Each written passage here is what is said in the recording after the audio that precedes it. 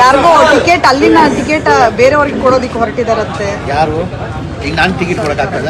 ಹಾಗಾಗಿ ನಿಮ್ಮ ಮೇಲೆ ಆರೋಪ ಮಾಡಿ ಅಲ್ಪಸಂಖ್ಯಾತ ಸಮುದಾಯಕ್ಕೆ ಟಿಕೆಟ್ ನಾನು ಕೊಡಕ್ಕಾಗ್ತದ? ನಮ್ ಟಿಕೆಟ್ ಕೊಡೋರು ಹೈಕಮಾಂಡ್ ಕೊಡೋರು. ನಾವು ಕೇಳಿದೀವಿ ಬಹಳ ಜನ ಅಲ್ಪಸಂಖ್ಯಾತರು ಬಂದು ಶಾಮನೂರು ಶಿವಶಂಕರಪ್ಪ ಇರುವಾಗ ಇದು ನನ್ನ ಕೊನೆ ಚುನಾವಣೆ, ಅದಾದ್ಮೇಲೆ ಅಲ್ಪಸಂಖ್ಯಾತರಿಗೆ ನಾನೇ ನಿಲ್ಸಿ ಗೆಲ್ಸ್ಕೊಂಡು ಬರ್ತೀನಿ ಅಂತ ಹೇಳಿದ್ರಂತೆ.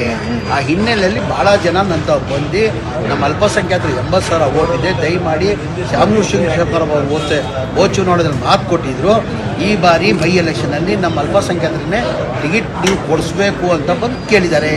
ನಾನು ಅಲ್ಪಸಂಖ್ಯಾತ ನಾಯಕ ಅಂತ ನಂತವೆಲ್ಲ ಯಾರು ಹೋಗಿ ಕೇಳ್ತಾರೆ? ನಂತ ತಾನೇ ಬಂದು ಕೇಳಬೇಕು. ನಾನು ಏನು ಹೇಳಿದ್ರು ನಾನು ವರದಿಯನ್ನು ನಾನು ಹೈಕಮಾಂಡ್ ಕೊಡ್ತೀನಿ. ತೀರ್ಮಾನ ಮಾಡೋರು ಯಾರು? ಹೈಕಮಾಂಡ್ ಮಾಡ್ಬೇಕಾದ್ರೆ ನಾನು ಕೊಡೋಕ್ಕಾಗ್ತದೆ? ಟಿಕೆಟ್ ಇತ್ತು ನಾನು ಕೊಡೋಕ್ಕಾಗ್ತದ? ನಾನು ಕೊಡೋಕ್ಕಾಗ್ತದಮ್ಮ? ಅಲ್ಲ, ನೀವು ಒತ್ತಾಯ ಮಾಡಿದ್ದೀರಾ ಅಂತ ಹೇಳಿ ಅವರು ಆಕ್ರೋಶ ಸಮಾಜಕ್ಕೆ ಮಾಡಲೇಬೇಕಿಲ್ಲ. ಈಗ ಅಲ್ಪಸಂಖ್ಯಾತರು ಮುಖಂಡರು ಬಂದು ಕೇಳಿದ್ದಾರೆ.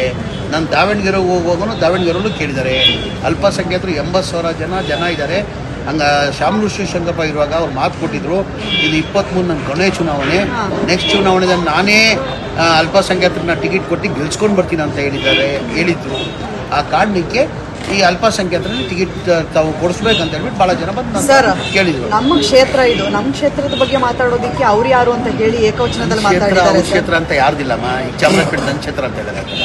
ನಮ್ಮ ಪಕ್ಷ ಹೈಕಮಾಂಡ್ ಪಕ್ಷ, ನಾವು ಕಾಂಗ್ರೆಸ್ ಶಿಸ್ತಿನ ಸಿಪಾಯಿ. ಇವೆಲ್ಲ ಸರಿ ಇರಲ್ಲ ಅಂತ ಹೇಳಮ್ಮ. ಈಗ ಯಾರ ಕ್ಷೇತ್ರನೂ ಯಾರ್ದಾಗಲ್ಲ, ಎಲ್ಲ ಕ್ಷೇತ್ರ 224 ಕ್ಷೇತ್ರನ ಕಾಂಗ್ರೆಸ್ ಕ್ಷೇತ್ರ. ಅದು ಕಾಂಗ್ರೆಸ್ ಕ್ಷೇತ್ರ, ಹೈಕಮಾಂಡ್ ಕ್ಷೇತ್ರ. ತೀರ್ಮಾನ ಮಾಡೋರು ಯಾರು? ಹೈಕಮಾಂಡ್ ತೀರ್ಮಾನ ಮಾಡಬೇಕಾಗಿರೋದು. ನಾನು ತೀರ್ಮಾನ ಮಾಡೋಕ್ಕಾಗಲ್ಲ, ಮಲ್ಲಿಕಾರ್ಜುನನು ತೀರ್ಮಾನ ಮಾಡೋಕ್ಕಾಗಲ್ಲ. ಅದು ಮಾಡ್ಬೇಕು. ಕೇಳಿದೀವಿ, ಕೇಳೋದ್ರಲ್ಲಿ ತಪ್ಪೇನಿದೆ?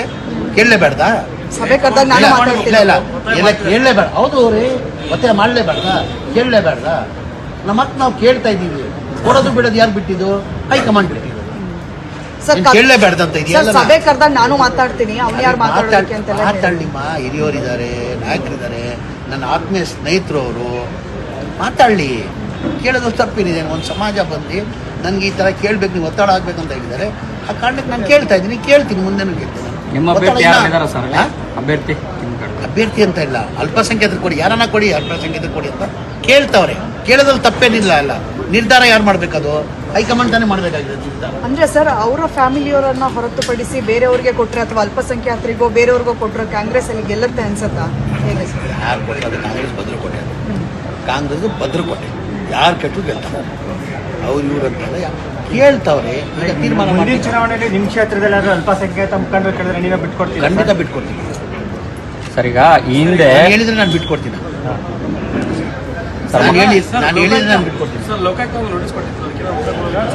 ಈಗ ಲೋಕಾಯುಕ್ತ ಅವರು ಒಂದು ನೋಟಿಸ್ ಕೊಟ್ಟಿದ್ರು, 650 ಕೋಟಿ ರೂಪಾಯಿ ಅವ್ಯವಹಾರ ಆಗಿದೆ ಅಂತ ಹೇಳ್ಬಿಟ್ಟು ಏನೋ ಯಾರೋ ದೂರ ಮೇಲೆ ಒಂದು ನೋಟಿಸ್ ಕೊಟ್ಟಿದ್ರು. ಅದು 650 ಕೋಟಿ FD ಇಂದ ನಾವು ಪರ್ಮಿಷನ್ ತೊಗೊಂಡಿಲ್ಲ, ಹಂಗೆ ಕೊಟ್ಟಿದ್ದಾರೆ. ಯಾರೂ ಹಂಗೆ ಕೊಡೋಕ್ಕೆ ಸಾಧ್ಯ ಆಗಲ್ಲ. FD ವಿದೌಟ್ ಪರ್ಮಿಷನ್ ಯಾವುದನ್ನ ಇಲಾಖೆ, ಅಲ್ಪಸಂಖ್ಯಾತರಿರಲಿ, ಮತ್ತೊಂದಿರಲಿ ಯಾವುದನ್ನ ಇದೆಯಾ ಅದು ಕೊಡಬೇಕಾದ್ರೆ FD ಅನುಮತಿ ಇಲ್ಲಾಂದರೆ ಕೊಡೋಕ್ಕೆ ಸಾಧ್ಯ ಆಗಲ್ಲ. ಅದನ್ನು ಒಬ್ಬರಿಗೆ ಕೊಟ್ಟಿಲ್ಲ 650 ಕೋಟಿ, ಎಲ್ಲ ಕ್ಷೇತ್ರ ಅವ್ರು ಕೊಟ್ಟರು. ಯಾರಿಗೂ ಹೇಳ್ಕೊಟ್ಟಿಲ್ಲ, ಯಾರಿಗೂ ಹಾಗಾಗಿ 650 ಕೋಟಿ ಅವ್ಯವಹಾರ ಅಂದರೆ ಒಂದೇ ಯಾರಿಗೂ 650 ಕೋಟಿ ಕೊಟ್ಟಿಲ್ಲ. ಎಲ್ಲ ತಾಲೂಕಲ್ಲಿ 3 ಕೋಟಿಯಿಂದ ಹೇಳ್ಕೊಂಡು 5 ಕೋಟಿವರೆಗೂ ಎಲ್ಲರಿಗೂ ಕೊಟ್ಟಿದ್ವಿ. FD ಅಪ್ರೂವಲ್ ಅಂದರೆ ಯಾರಿಗೂ ಕೊಡೋಕ್ಕೆ ಸಾಧ್ಯ ಆಗಲ್ಲ. ಆ ನೋಟಿಸ್ ಕೊಟ್ಟಿದ್ದಾರೆ, ನೋಟಿಸ್ಗೆ ರಿಪ್ಲೈ ಕೊಡ್ತಾರೆ. ಸರ್ ಒಂದು ನಿಮಿಷ. ಹಿಂದೆ ಶಾಮನೂರವರ ಬಳಿಕ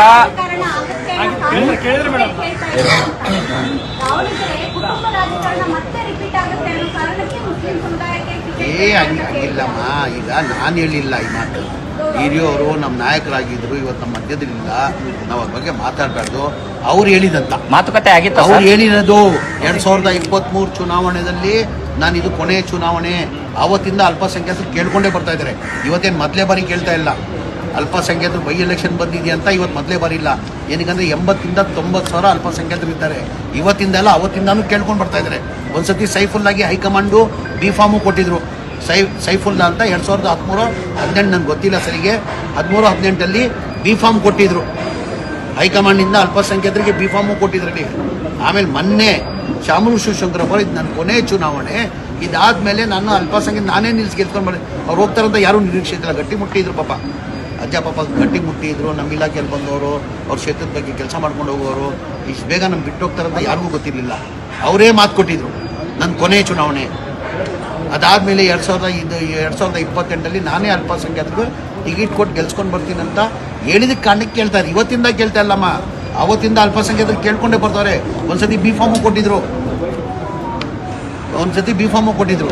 ಸರ್ ಬಳ್ಳಾರಿಯಲ್ಲಿ ಗುರುಕುಲ ವಸತಿ ಆಗಿದೆ ಅಂತ, ಅದು ಪ್ರೈವೇಟ್ ಹಾಸ್ಟೆಲ್ ಅಲ್ಲಿ ಆಗಿರೋದಂತೆ. ಪೊಲೀಸರು ಅರೆಸ್ಟು ಮಾಡಿದ್ದಾರೆ, ತನಿಖೆ ಮಾಡ್ತಾ ಇದ್ದಾರೆ, ಅವನು ಅರೆಸ್ಟು ಮಾಡಿದ್ದಾರೆ. ಓಡಾಡ್ತಿತ್ತು ಅಂತ ಬೇರೆ ತರ ಹೇಳ್ತಾ ಇದ್ದಾರೆ. ಒಬ್ರು ಡ್ರಗ್ ತಗೊಂಡಿದ್ದಾನೆ, ಗಾಂಜಾ ತಗೊಂಡಿದ್ದಾನೆ ಅಂತಾರೆ. ಒಬ್ರು ಇಲ್ಲ ಸ್ವಲ್ಪ ಮೆಂಟಲಿ ಡಿಸ್ಟರ್ಬ್ ಆಗಿದೆ ಅಂತಾರೆ. ಆ ಪೊಲೀಸರು ತನಿಖೆ ಮಾಡ್ತಾರೆ. ತನಿಖೆ ಇಲ್ಲ, ಈ ವಿಚಾರಕ್ಕೆ ಇನ್ನ ಸರಿ ಮಾಹಿತಿ ಬಂದಿಲ್ಲ. ಪೊಲೀಸರು ತನಿಖೆ ಮಾಡ್ತಾರೆ. ಒಬ್ರು ಹೆವಿ ಡ್ರಗ್ಸ್ ತಗೊಂಡಿದ್ದಾರೆ ಅಂತ ಹೇಳ್ತಾರೆ. ಒಬ್ರು ಇಲ್ಲ ಮೈಂಡ್ ಡಿಸ್ಟರ್ಬ್ ಆಗಿತ್ತು, ಮೆಂಟಲಿ ಆಗಿ ಹಾಸ್ಟೆಲ್ ಅಲ್ಲಿ ಇರತಕ್ಕಂಥ ಮಕ್ಕಳ ಕೈ ಗಾಂಜಾ ಸಿಗುತ್ತೆ.